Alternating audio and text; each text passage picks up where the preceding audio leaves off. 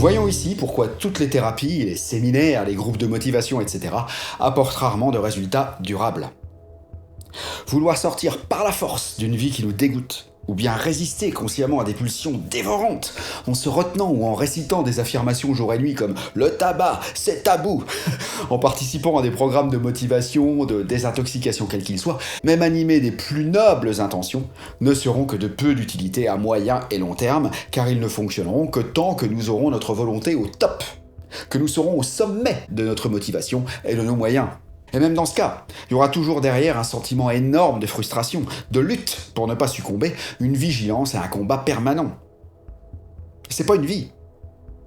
Et lorsque nous serons un peu diminués par la fatigue, une mauvaise nouvelle, la lassitude, etc., le subconscient reprendra ses droits, submergera notre volonté précaire, et patatras, tous nos efforts seront flanqués par terre en un revers de main. C'est ce que résume Émile Coué dans sa phrase « Lorsqu'il y a conflit entre l'imagination, le subconscient, et la volonté, le conscient, au final c'est toujours l'imagination, le subconscient qui l'emporte. » Décider fermement de s'en sortir, de foncer la tête dans le guidon pour nous extraire d'une situation ou d'une vie qui nous déplaît, avec une motivation gonflée à bloc, ne servira qu'à se prendre le mur qui sera au premier tournant, en pleine face. Et encore plus puissamment. Résister de trop manger, compter ses calories, jeter ses bouteilles d'alcool, se retenir de sortir au casino ou autre, ne feront que mettre en place une frustration intolérable, un parcours du combattant perpétuel, un supplice. Bon, ce recours n'est vraiment utile qu'en cas d'urgence, oui, lorsque l'habitude est allée tellement loin que la moindre goutte d'alcool pourrait vous tuer, par exemple. Mais lorsque le vital n'est pas engagé, se forcer au quotidien donnera peut-être des résultats. Vous maigrirez, un peu, même beaucoup. Vous gagnerez 2 ou 3 sous en plus pour ceux qui veulent l'abondance. Les alcooliques deviendront sobres, les drogués deviendront clean, etc. Mais à quel prix ? Au prix de tortures morales et parfois physiques, qui transforment votre vie en un champ de mine, avec un œil à droite, un œil à gauche, un œil derrière, un œil devant, un œil au-dessus, un œil en dessous. Une vigilance épuisante qui à terme finira inéluctablement par baisser la garde pour revenir, comme je l'expliquais, à la case départ, ou pire, retourner au vestiaire. C'est l'équivalent d'appuyer en même temps sur l'accélérateur, le subconscient, et le frein, le conscient. Les dégâts sur la voiture sont incalculables.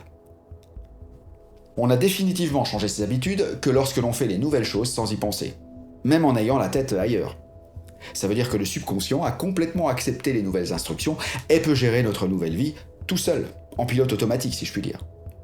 Et pour en arriver là, il faut bel et bien aller le plus haut possible, le plus en amont possible, en changeant ses croyances.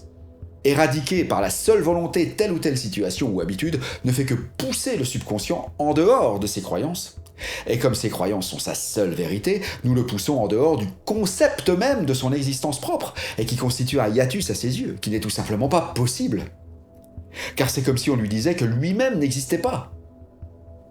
Il est donc logique qu'il engage une défense colossale pour revenir à sa situation d'avant, qui sera, comme je l'ai dit dans d'autres vidéos, égale au carré de la force que nous aurons déployée pour changer. Donc autant rester couché, c'est perdu d'avance. Et il fait pas ça pour nous nuire, mais pour nous préserver. Car ce qui ne correspond pas à sa vérité est logiquement faux, inconcevable et funeste, même si le conscient, la raison, sait sans aucun doute possible que c'est ce qu'il nous faut.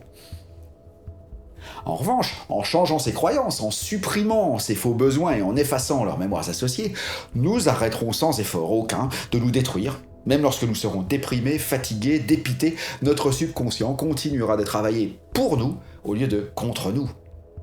Pour ça, en plus des petits tutoriels qui vont suivre, il existe le Ho'oponopono nouveau. Et la bonne nouvelle avec cette méthode est que nous n'avons absolument pas besoin, ni ne devons savoir de quoi il s'agit.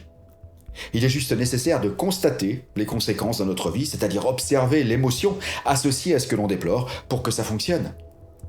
Ces besoins, comme dit avant, peuvent être ridicules. Et je suis sûr que si chacun d'entre nous, par une quelconque clairvoyance ou même un tour de magie, pouvait savoir de quel besoin il s'agit, nous serions éberlués par tant de ridicule, de banalité, de petitesse, de platitude, et nous nous exclamerions horrifiés. J'ai jamais réussi à joindre les deux bouts à chaque fin de mois où j'ai ruiné ma vie avec l'alcool, le sexe, la drogue, la suralimentation, le jeu pour ça. C'est cette connerie, cet ectoplasme, cette ineptie qui a ruiné ma vie. Mais quelle horreur! Et la question légitime que nous nous poserions alors serait « Mais comment se fait-il que j'ai pas vu ça avant ?» Avant d'abandonner apparemment des études prometteuses qui me garantissaient une vie confortable. Avant de commencer à boire, à trop manger, avant d'avoir développé un diabète ou un cancer. Avant d'avoir ruiné tous mes proches en jouant au casino et dans des tripots sordides. Avant d'avoir spolié ma santé et mes finances en allant aux putes, alors que j'avais femme et enfants à la maison remplis d'amour pour moi. Mais pourquoi n'ai-je pas réalisé ça avant, bordel ? En fait, le pire, c'est que nous en avons été informés de multiples fois avant, par des signes croissants en intensité que nous avons ignorés ou délibérément vilipendés, comme expliqué ici. C'est ici que nous pouvons nous aider mutuellement, avec cette liste de lecture et les travaux pratiques qui vont suivre.